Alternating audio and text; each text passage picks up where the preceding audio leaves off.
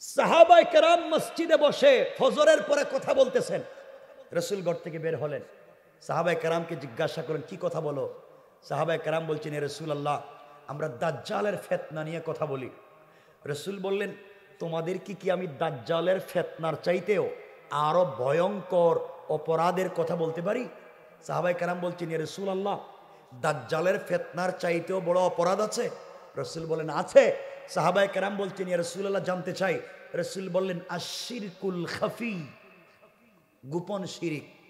কি শিরিক? সাহাবায়ে কেরাম বলছেন, ইয়া রাসূলুল্লাহ, কি বলেন? রাসূল বললেন, দাজ্জাল তো দেখা যায়, গোপন শিরিক দেখা যায় না। কিন্তু আনতাহবাতু আমালুকুম ওয়া আনতুম লা তাশউরুন, তোমাদের জিন্দেগির সব বন্দেগী বরবাদ করে দিবে, তোমরা বুঝবেই না কেমনে কাফির হয়ে যাবে। শিরকুল খাফি, গোপন শিরিক। সাহাবায়ে কেরাম বলছেন, কেমনে? রাসূল বলছেন, শুনো, 1-2 মিনিটে শুনেন। গোপন শিরিক কার নাম? গোপন শিরিক হলো সকালবেলা আপনি ঘুম থেকে উঠছেন, কোথাও যাচ্ছেন, অফিসে যাবেন, বাহিরে যাবেন, হঠাৎ দেখলেন একজন মহিলা হাতের মধ্যে একটা কলস নিয়ে, আল্লাহ জানে এটা আসেনি এলাকায়, কলস নিয়ে বাইর হইছে। আপনি বলেন, আমার পুরা দিন নষ্ট করে দিছে, খালি কলস দেখছি, আমার পুরা দিন ধ্বংস। আপনি শিরিক করলেন, আপনি জাহান্নামে যাবেন। আল্লাহর কাছে অলক্ষণ কুলক্ষণ বলতে কিছু নাই।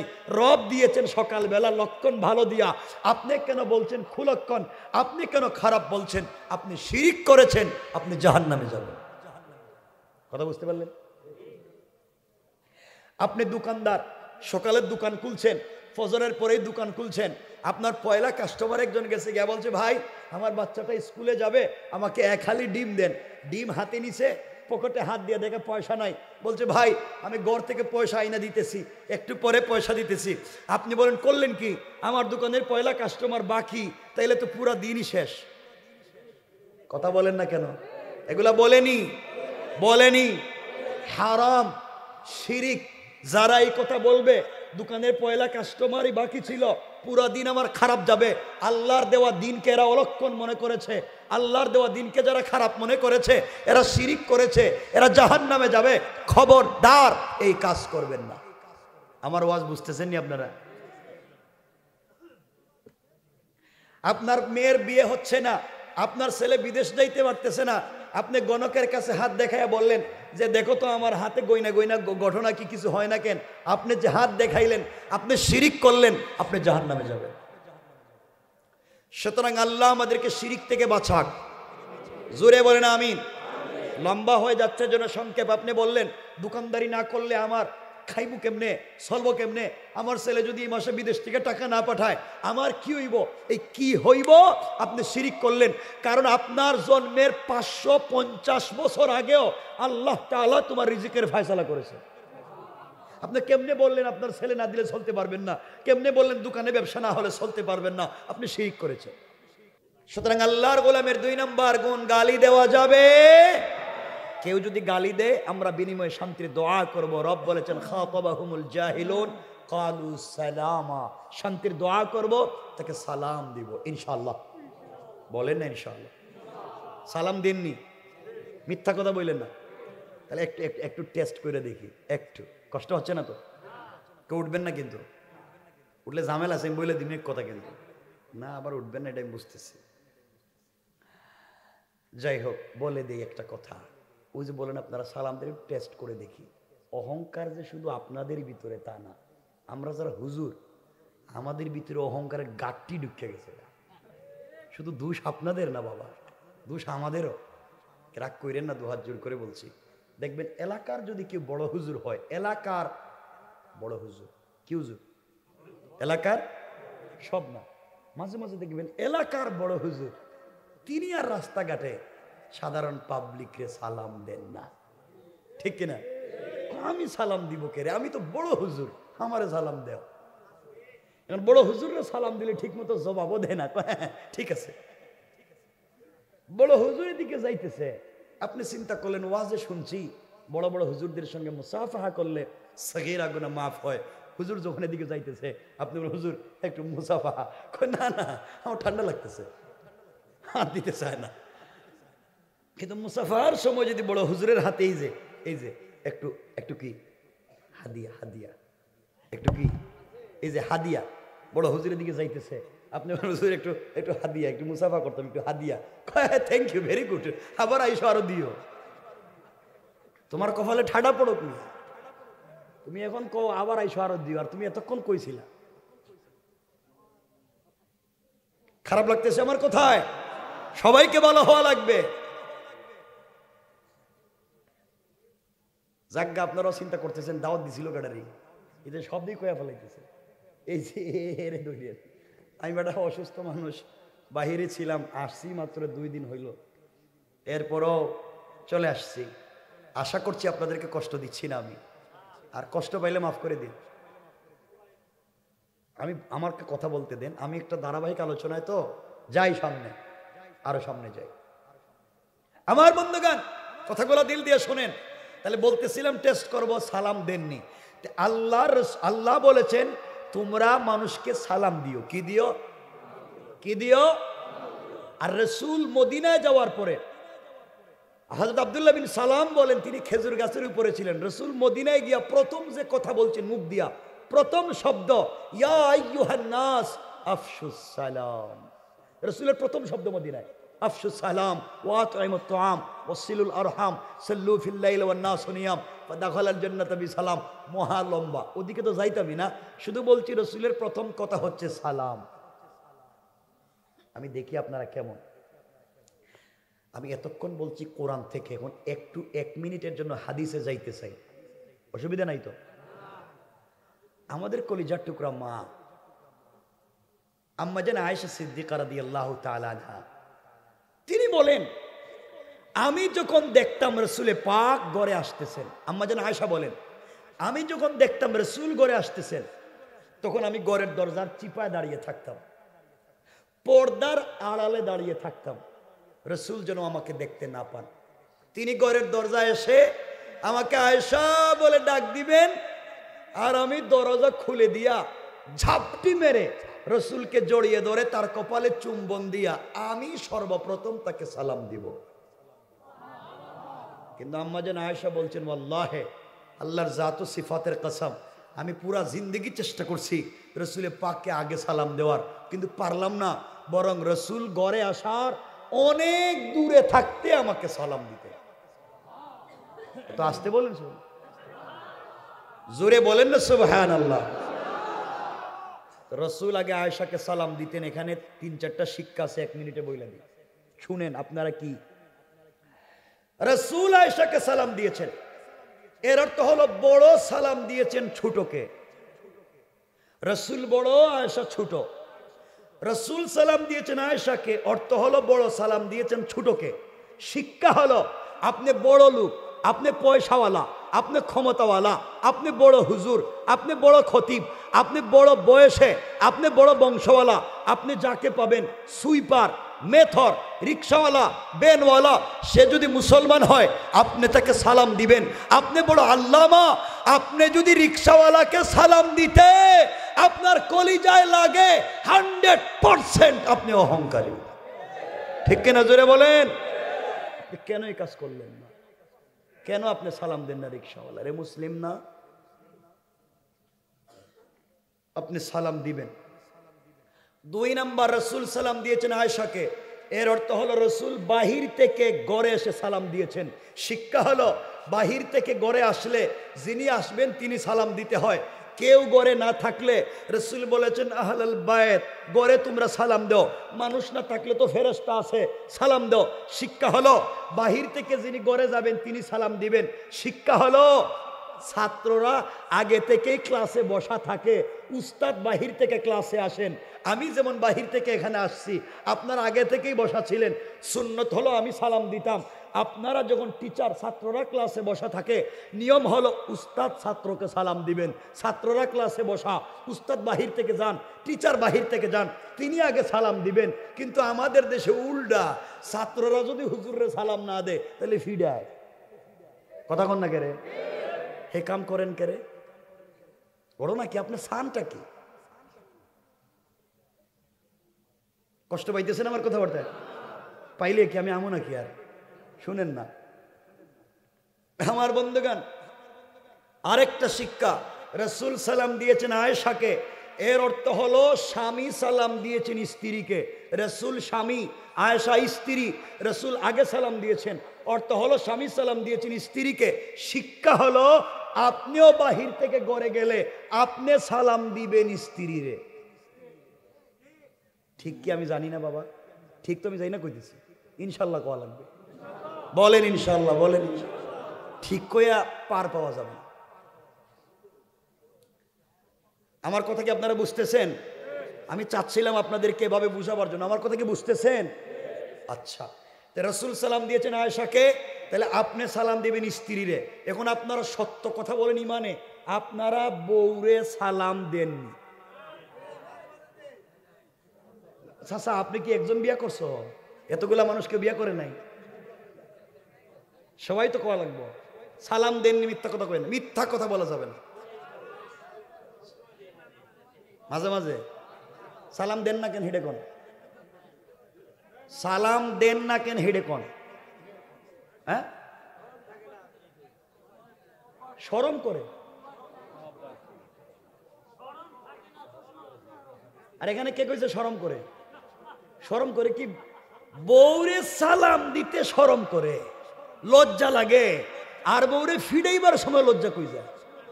বউরে যখন ফিডাও তখন লজ্জা কই থাকে?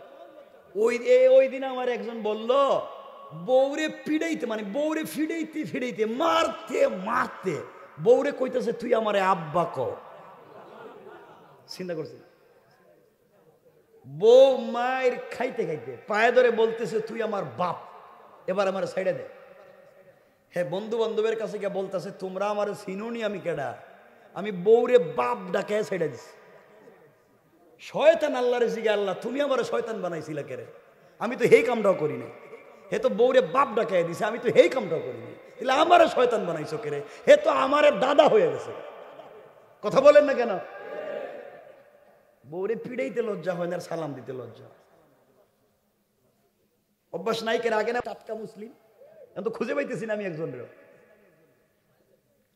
সালাম দিবেন আজকে থেকে। সবাই বলেন না একটু ইনশাআল্লাহ।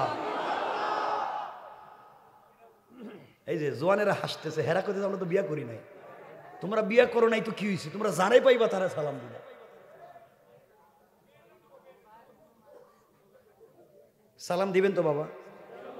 এই যে মুরব্বীরা যারা বসছে হেরাই দেখেন তো, আপনারা তাকায় দেখেন, হেরা আমার চেহারার দিকে তাকায় হাসতেছে।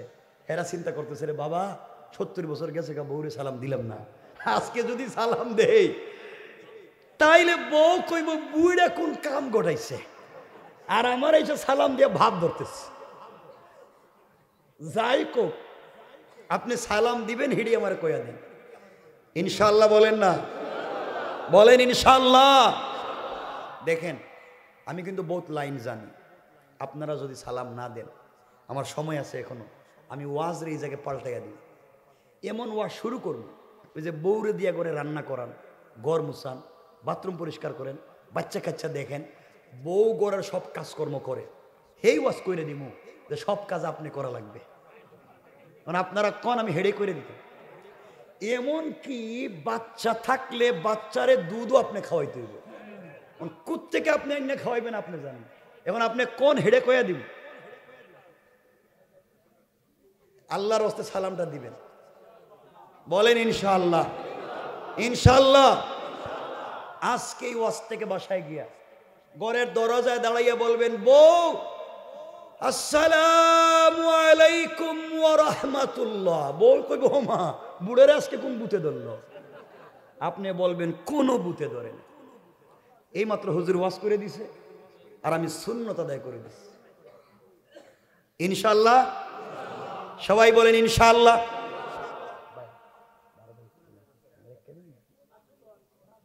বেশি লম্বা করেন, আমি লম্বা করতে চাইতেছি না, আরে শোনে না বলতেছি তো, আমি ওয়াজকে রেখে দিতেছি না। তাহলে সলক কয়ে আপনারা জানেনি রাস্তার কন্ডিশন কি, তো সলক শোনেন বলতেছি তো। কষ্ট হচ্ছে, অসুবিধা হয়, এবার হাত উঠে দেখান এখন কার কার অসুবিধা হইতেছে না? না কইছি তো।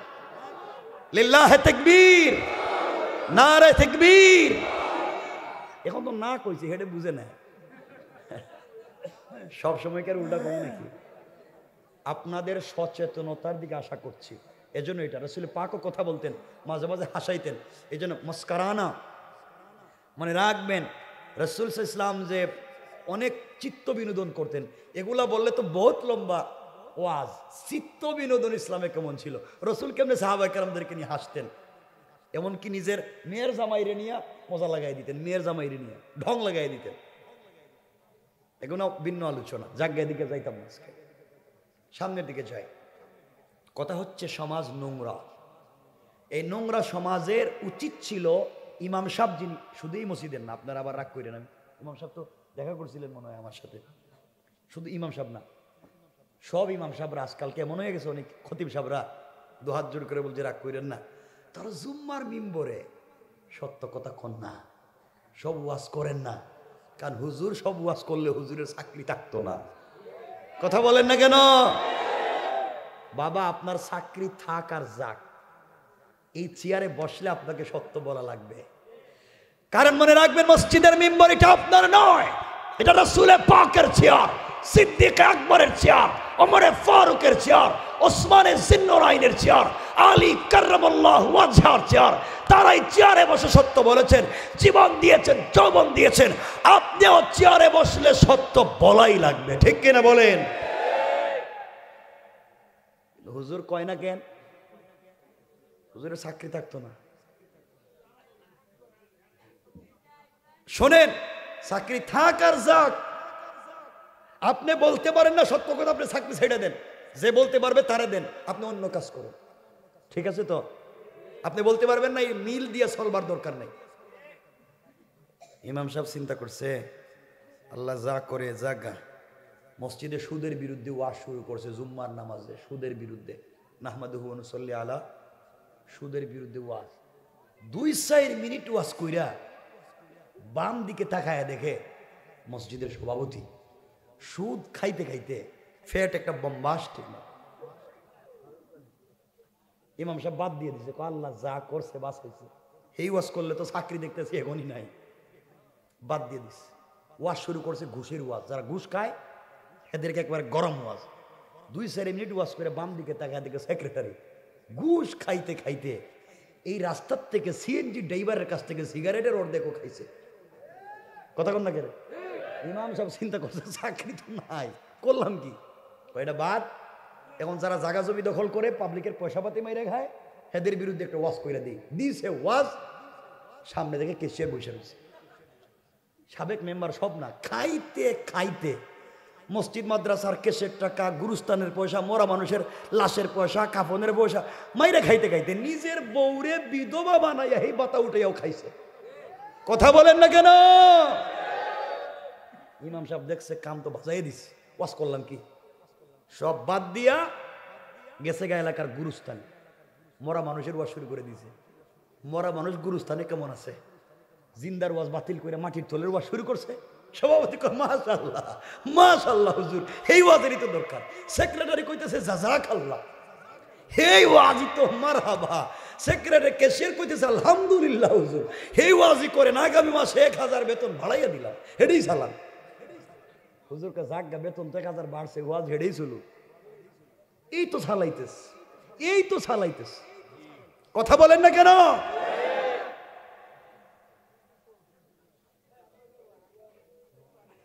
আল্লাহ আমাদেরকে হেফাজত করো। আল্লাহর গোলামের 1 নম্বর গুণ অহংকার করা যাবে, 2 নম্বর গালি দেওয়া যাবে। কেউ গালি দিলে আমরা কি দিব? সবাই বলেন, আজকে থেকে বাসায় সালাম দিব ইনশাল্লাহ, যে যাকে পাবে সালাম দিব ইনশাল্লাহ। আচ্ছা, ওখানে আরো 1-2টা কথা বাকি রয়েছে, বলে দিই। এই খাতাবাহুমুল জাহিলুনে, কথা বইল না ছেলেরা। আমরা ওই যে আমরা পরিবারকে সুন্দর বানাতে চাই, চাই কি চাই না? আপনারা চান না আপনাদের ঘর থেকে শাহজালাল, শাহপরান, শাহ মখদুম, শাহ আমানত, জুনাইদ বগদাদি, আব্দুল কাদের জিলানি, মুঈনুদ্দিন চিশতি, এমন বড় বড় বুজুর্গ আপনাদের ঘর থেকে জন্মানুক চান না? এজন্য আমাদের ফ্যামিলি বন্ডিং তৈরি করতে হবে, স্বামী স্ত্রীর বোঝাপড়া ঠিক করতে হবে, স্বামী স্ত্রীর সাথে একে অপরের সম্পর্ক ভালো করতে হবে। কিন্তু আমাদের ঘরে আজকালকে স্বামী স্ত্রী সম্পর্ক ভালো নাই, নিজে বউরে দেখতে পারে না, বউ স্বামীরে দেখতে পারে না। কথা বলেন না কেন? এই জন্য পরকীয়ার অভাব অভাব। আর মোবাইল একটা তো আছে ঘরে, মেশিন একটা তো আছে। আপনি যে ঘরে বউরে মেশিন একটা দিয়া যে বাইরে গেলেন, ব্যবসা করলেন, কাম করলেন, অফিস করলেন, বউ যে মেশিন লইয়া গেছে গা তার বন্ধু বান্ধবদের কলজার ভিতরে, আপনি জানেন নি? কথা বলেন না কেন? সে প্রেম করতেছে, পরকীয়া করতেছে মোবাইল নিয়ে। বাচ্চারা মোবাইল নিয়ে নষ্ট হয়ে যাচ্ছে, যুবকেরা মোবাইল নিয়ে ধ্বংস হয়ে যাচ্ছে। সারাদিন গান গান গান বাজনা, শয়তানি, নাফরমানি, কৌতুক, সিনেমা, নাটক, এরপরে কার্টুন, এগুলো নিয়ে সব ধ্বংস। এর একমাত্র কারণ আজকালকে মা বাপ বাচ্চাদেরকে সময় না দিয়া মোবাইল দিয়ে দিছে সময় দিতে। কথা বলেন না কেন? সময় দিব মা বাপ, এখন দিছে মোবাইল, তো মোবাইল তো সময় দিতেছে। এই জন্য আমাদের ঘর থেকে ভালো ভালো বাচ্চা জন্ম নেয় না। আমাদের ঘর থেকে আজকালকে জন্ম নেয় বল্টু। আর দুনিয়া জন্ম নিয়ে খাবার খায় না, হেরা খাওয়াইতে গেলে দেখাইতে হয় মুটু পাটলু, এগুলো খাই না। কথা বলেন না কেন? এই জন্য আল্লাহর ওয়াস্তে বাচ্চাকে ধ্বংস করেন না, বাচ্চার হাতে মোবাইল দিয়েন না। দুহাত জোড় করে বলছি, কোটি কোটি যুব সমাজ, ছাত্র সমাজ আর ছোট ছোট বাচ্চা এবং হাজার হাজার পরিবার শুধুমাত্র মোবাইলের কারণে ধ্বংস হয়ে যাচ্ছে। ঠিক কিনা জুড়ে বলেন?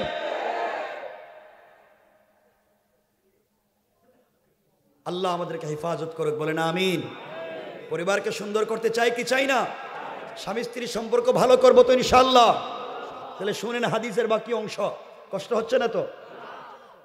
স্বামী স্ত্রী বন্ডিং তৈরি করেন, একে অপরকে ভালোবাসতে শিখুন। মাঝে মাঝে আপনি ঘরে গেলে, আপনি স্বামী না, মাঝে মাঝে ঘরে গেলে স্ত্রীকে ভালোবেসে মোহাব্বত করে নিজের হাত দিয়া মুখে উঠাইয়া কিছু খাবার বউরে খাওয়াইয়া দিয়েন, মানে স্ত্রীরে মাঝে মাঝে খাওয়াইয়েন। কথা কয় না কেন? বুঝলেন? আগে ভুল বল। আরে বাবা, এখন তো হাদিস বাংলা পাওয়া যায়, মেশকাত, এই যে শামাইলি তিরমিজি বাংলা। দেখো না রসুলের সঙ্গে আয়েশার সম্পর্ক কেমন ছিল। আম্মা যেন আয়েশা বলেন, ওয়াল্লাহে আমি রসুলের ঘরে আসার পরে জিন্দগিতে আমার হাত দিয়ে খাবার খাই নাই, রসুল আমাকে খাইয়ে দিয়েছেন, আমি রসুলকে খাইয়ে দিয়েছি। আম্মা যেন আয়েশা বলেন, আমরা দুইজন মানুষ, ঘরে কম্বল একটা, বালিশ একটা, প্লেট একটা, গ্লাস একটা, দুইজন মানুষ একই প্লেটে খাই, দুইজন মানুষ একই গ্লাসে পান করি, দুইজন মানুষ একই বালিশে ঘুমাই। কেমন মোহব্বত আর ভালোবাসা! এই জন্য খাদিজা আর রসুল পাকের ঘর থেকে জন্ম নিয়েছেন সাইয়্যিদাতুন নিসাই আহলিল জান্নাহ হযরতে ফাতেমা। তাদের বন্ডিংটা কেমন ছিল! আমার রসুলের ঘরে ওয়াইড নাই, আলমারি নাই, সুকেস নাই, এয়ার কুলার নাই, এয়ার কন্ডিশন নাই, টাইলস নাই, সিরামিক নাই, কিন্তু পুরোটা ঘর প্রেম, মোহাব্বত আর ভালোবাসায় ছিল ভরা। ঠিক কিনা জোরে বলেন? আমাদের ঘরে এগুলা নাই, আমাদের ঘরে এগুলা নাই। আমাদের ঘরে সব আছে, মোহাব্বত নাই। সব আছে, মোহাব্বত নাই।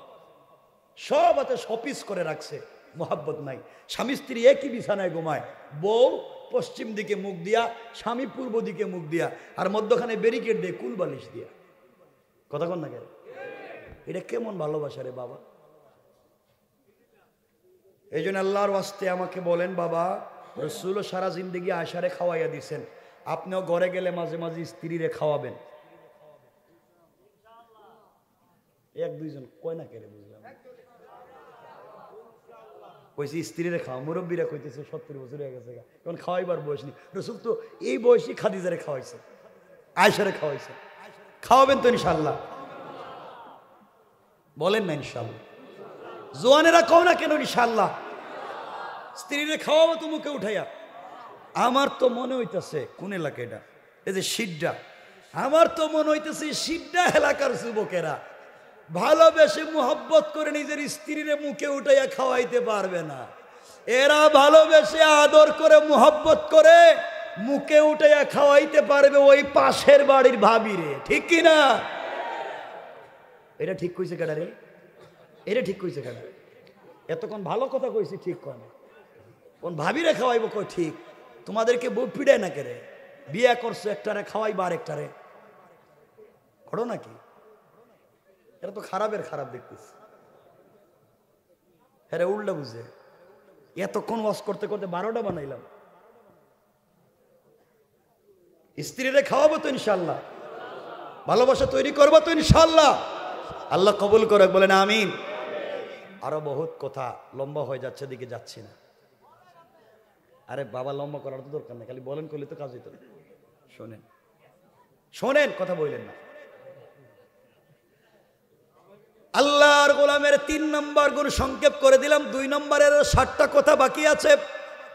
3 নম্বরে চলে আসলাম। আল্লাহর গোলামের 3 নম্বর গুণ, আল্লাহ বললেন ওয়াল্লাযীনা ইয়াবিতুনা লিরাব্বিহিম সাজ্জাদান ওয়া কিয়ামা। আল্লাহ রাব্বুল ইজ্জত ওয়াল জালাল বলছেন, মুসলমানেরা, এই দুনিয়ার জমিনে যারা আমি আল্লাহর গোলাম দাবি করবে, আশিক রাসূল দাবি করবে, আমি আল্লাহর গোলাম যারা নিজেকে মনে করবে, বান্দারে, আল্লাহর গোলামের 3 নম্বর গুণ হলো সুজদা ওয়া কিয়ামা। আমার গোলাম রুকু করবে আমার পায়ে, সিজদা করবে আমার পায়ে। গোলাম বিপদে পড়ে গেলে রুকু করবে আমার পায়ে, সিজদা করবে আমার পায়ে। সুতরাং আজকালকে যারা আল্লাহর পা ছাড়া পীরের পায়ে সিজদা করে, মাজারে আর কবরে গিয়ে সিজদা করে, আল্লাহর কসম, তারা পূর্ণাঙ্গ আল্লাহর গোলাম হতে পারে না। ঠিক কিনা জোরে বলেন। সিজদা হবে কার পায়ে? আওয়াজ করে বলেন কার?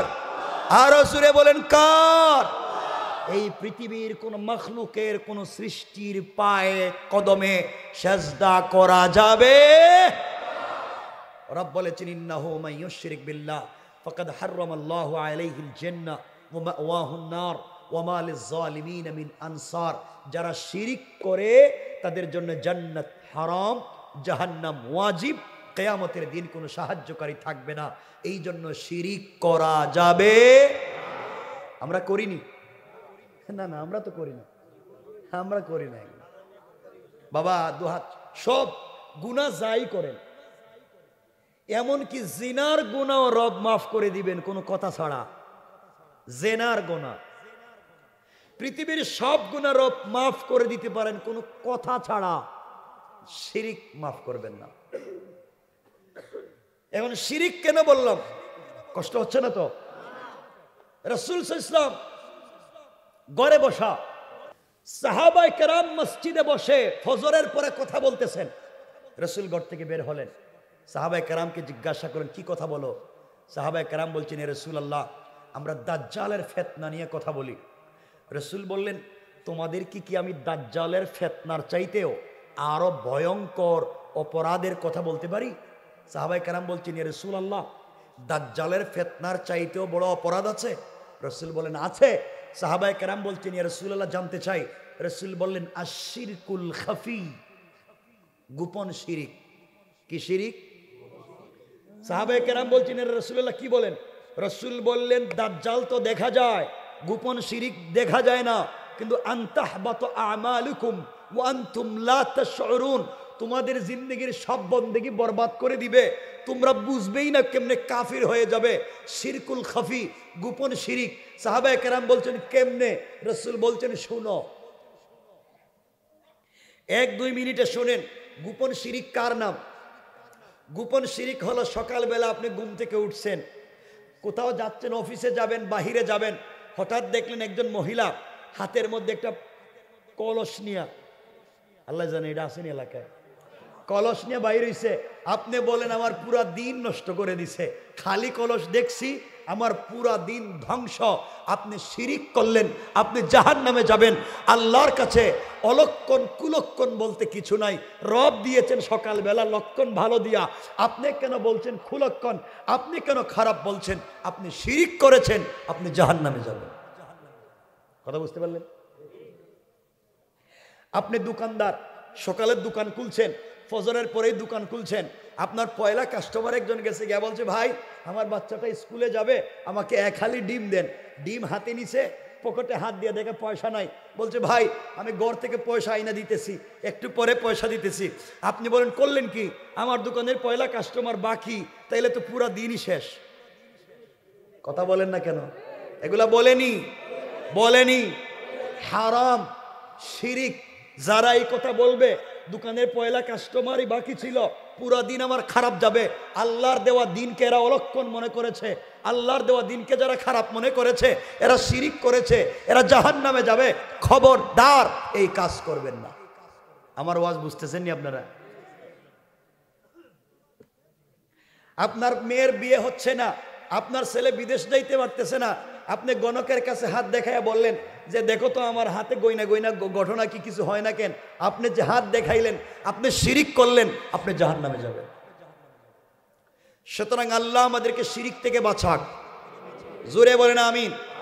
লম্বা হয়ে যাচ্ছে জন্য সংক্ষেপ। আপনি বললেন দোকানদারি না করলে আমার খাইবো কেমনে, চলবো কেমনে, আমার ছেলে যদি এই মাসে বিদেশ থেকে টাকা না পাঠায় আমার কি হইব? এই কি হইব আপনি শিরিক করলেন। কারণ আপনার জন্মের 550 বছর আগেও আল্লাহ তাআলা তোমার রিজিকের ফয়সালা করেছে। আপনি কেমনে বললেন আপনার ছেলে না দিলে চলতে পারবেন না, কেমনে বললেন দোকানে ব্যবসা না হলে চলতে পারবেন না, আপনি শিরিক করেছেন। আমার কথা বুঝতেছেন বাবারা? আল্লাহর ওয়াস্তেগুলো করবেন না সব। রাসূল আল্লাহ বলছেন আনতাহবাতু আমালুকুম, তোমাদের পুরা জিন্দেগির বন্দেগী বরবাদ, তোমরা বুঝবাই না। আল্লাহ হেফাজত করে, বলেন আমিন। আল্লাহর গোলামের 1 নাম্বার গুণ অহংকার করা যাবে না, 2 নাম্বার গুণ গালি দেওয়া যাবে না, 3 নাম্বার গুণ রুকু সিজদা কার পায়ে, 4 নাম্বার গুণ আল্লাহ বললেন ওয়াল্লাযীনা ইয়াকুলুনা রব্বানা ইসরিফ আন্না আযাব জাহান্নাম ইন্না আযাবাহা কানা গারামা।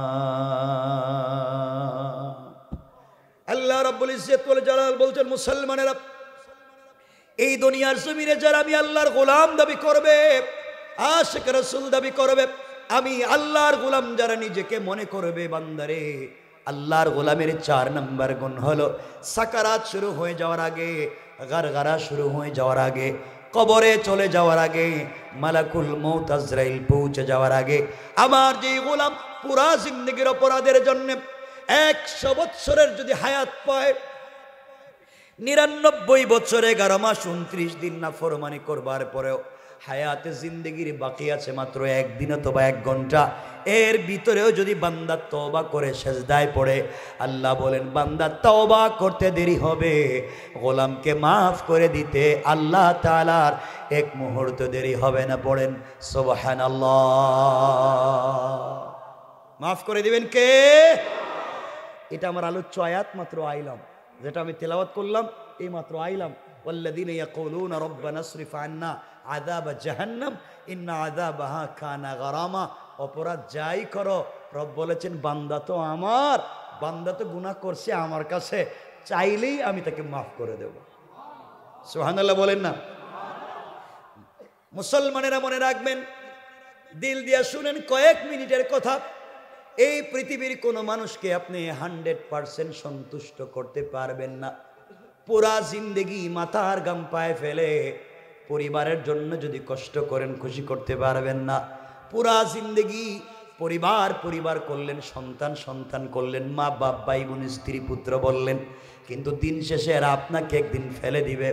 আপনি পুরা জিন্দেগি যাদের জন্য মাথার গাম পায়ে ফেললেন, একদিন স্ত্রী আর সন্তান আপনাকে বলবে আপনি আমাদের জন্য কি করছেন, আপনি তো মরে যাইতেছেন, আপনি আমাদের জন্য কি করছেন, জিন্দেগিতে যা করছেন সব তো আপনার ভাই বোনের জন্য করছেন।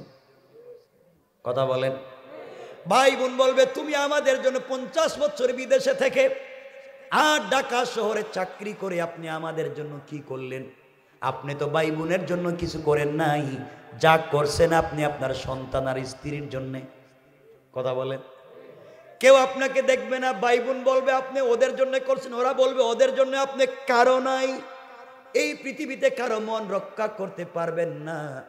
বিদেশ থেকে যে যা বলছে তা যদি আনতে না পারেন, কেউ তোমার সঙ্গে ভালো ব্যবহার করবে না। এই প্রবাসের মেশিনটা যেদিন নষ্ট হয়ে যায়, 50 বছর বিদেশে কাটাইয়া আসলো, বাড়িতে যাদের জন্য বাড়ি করলো, গাড়ি করলো, পুরা মাস ইনকাম করে একটা পয়সা খায় না, আবার ডিউটি করে পয়সাগুলা বাড়িতে বাড়াইছে, ওই পয়সা দিয়ে আব্বাইগুলা মোটর সাইকেল নিয়ে দৌড়ায় আর গাঁজা খায়, ফেন্সিডিল খায়, ঠিক কিনা বলেন? দামি দামি গাড়ি দৌড়ায়, বন্ধু বান্ধব নিয়ে আড্ডা দেয়, কিন্তু যেই ভাই ঈদের দিন পর্যন্ত কাজ করছে রে, অসুস্থ হইয়া নিজে সারাদিন কাজ করে, নিজে কাপড় ধোয়, নিজে রান্না করে, ব্যাচেলার থাকে, বউ বাচ্চা বাড়িতে, সবাইকে সন্তুষ্ট রাখতে গিয়া, সবাইকে ভালো রাখতে গিয়া যেই প্রবাসীগুলা জীবন যৌবন নষ্ট করে, ডায়াবেটিস হয়ে গেছে, প্রেসার হয়ে গেছে, কোলেস্টেরল হয়ে গেছে, এখন বাড়িতে আসছে, কেউ ঠিক মতো আর দেখতে পারে না।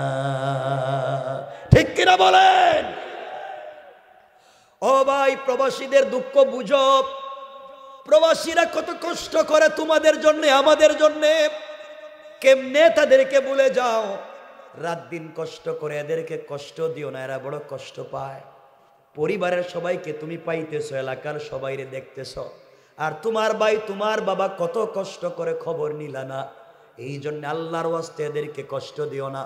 সুতরাং দুনিয়ার জমিনে চলার পথে আল্লাহ রব্বুল ইজ্জতুল জালাল বলেছেন, বান্দা যখন আমার কদমে সেজদায় পড়ে ক্ষমা চাইবে, আল্লাহ তাআলা বলেছেন চাইতে দেরি হবে, আল্লাহ মাফ করে দিতে দেরি হবে না। সুবহানাল্লাহ, জোরে পড়েন। এখন আপনারা বলতে পারেন, কথা শুনেন না, আপনারা তো বুঝেন না। আপনারা বলতে পারেন রব আগে সেজদা সুজদা ওয়া কিয়ামা বলছেন, এরপরের আয়াতে বলছেন তাওবার কথা, আগে সেজদার কথা বলে তাওবার কথা বললেন কেন? আল্লাহ বলতে চান তওবা যদি করতে হয় আগে সেজদা দিয়া করো, অর্থাৎ নামাজের নামে খবর নাই, হাত উঠে শুধু তওবা। আল্লাহকে তোর তওবার দরকারই নেই। কথা বুঝছেন নি? তওবার সেজদায় যাও। কেন বললাম? এই চমৎকার কথা কয়েক মিনিটে শুনেন, লাইফ কামিয়াব হয়ে যাবে। আমাদের 12:15 হয়ে যাচ্ছে, আমিও রেখে দিব 1-2 মিনিটের ভিতরে। আপনাদের কষ্ট হচ্ছে নি? তাবারুক আছে নাকি? তাবারুক তো ঠান্ডা হয়ে যাবে না, তাবারুক ঠান্ডা হয়ে যাবে, তেলে তোর ওয়াজ লম্বাই করা যাবে না। ঠান্ডা হয়ে গেছে? আরে না, আর ওয়াজ লম্বা করা যাবে না। শুনেন, আরে শুনেন না, আর লম্বা না, শুনেন। সেজদা কারে দিতে হইব? তওবা করতে হইব কার কাছে? কিসের মাধ্যমে? সেজদা কিসের মাধ্যমে?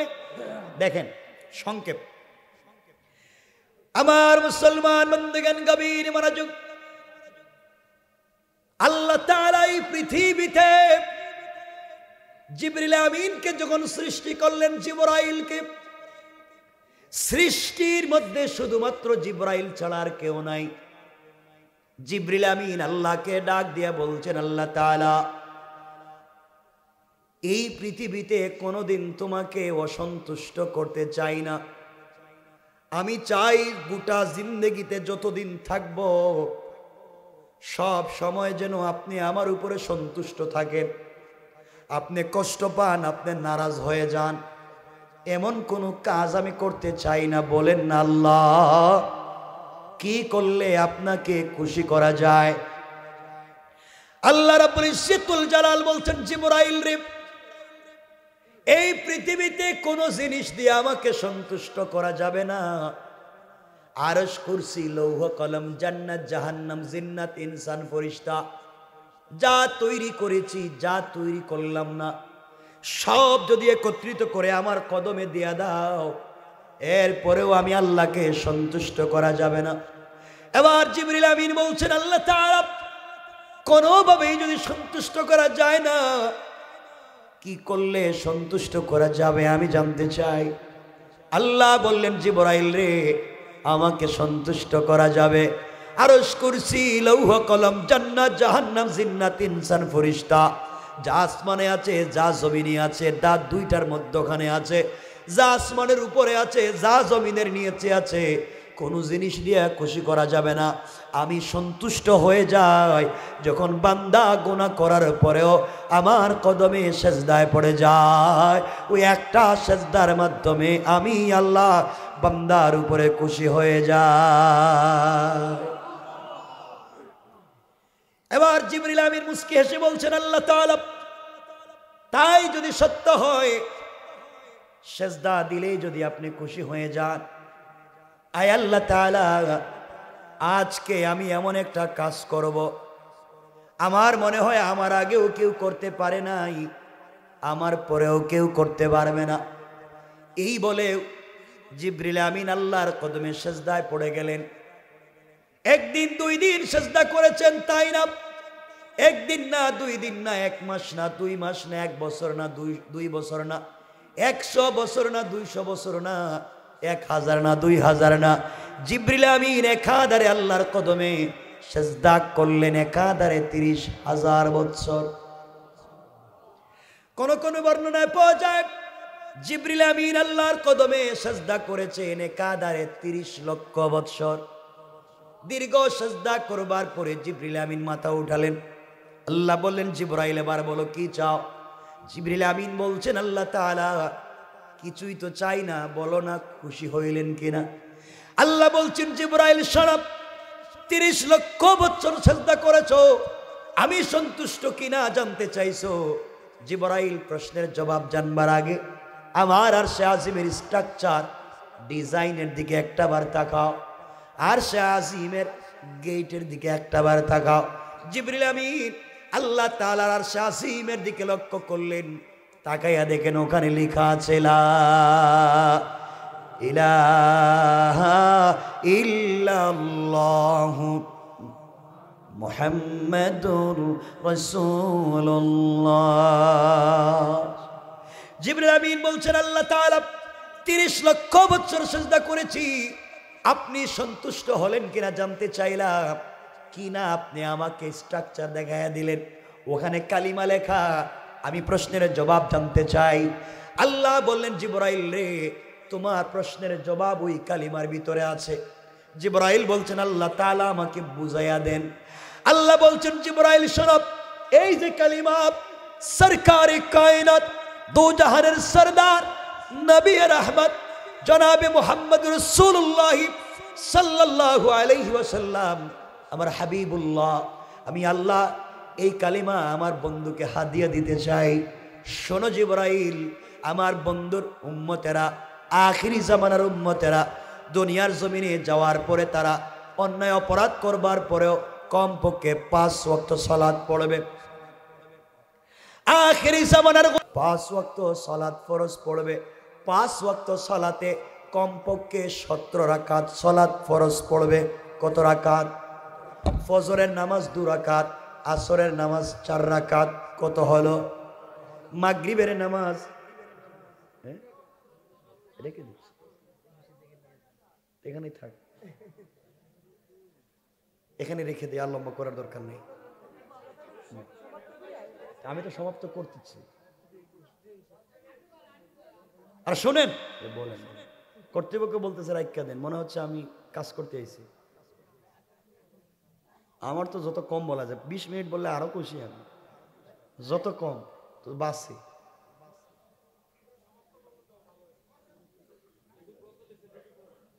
আমি রেখে দিচ্ছি 1 মিনিট, 1 মিনিট আমাকে কথা, আমি এমনি রেখে দিতাম, কথা বলতে চান কেন আপনারা? জিবরিল আমিন আল্লাহ তাআলার কাছে বলছেন, আল্লাহ তাআলা বলেন না কি আমাকে বলবেন? আল্লাহ বলছেন জিবরাইল শোনো, আখিরি জামানার গোলামেরা প্রতিদিন কমপক্ষে 17 রাকাত সালাত ফরজ পড়বে।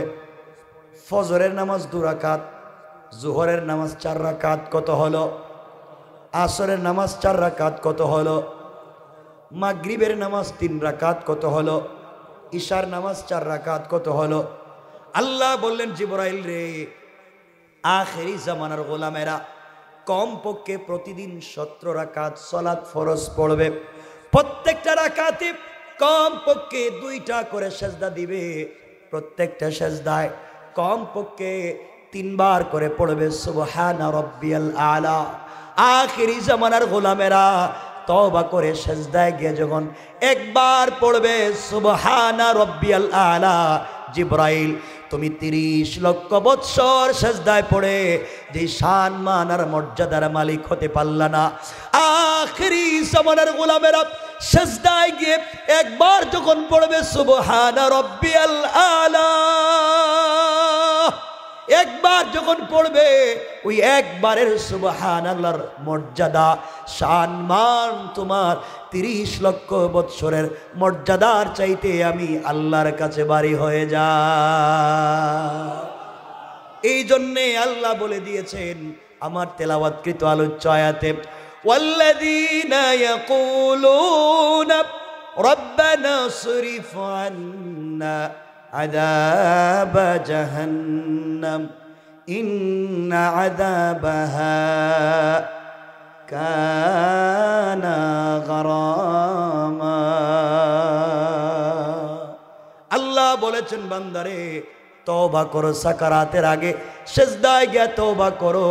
জিবরাইলের 30 লক্ষ বছরের সিজদার চাইতে তোমার একবারের সুবহান রব্বিয়াল আলার দাম বেশি।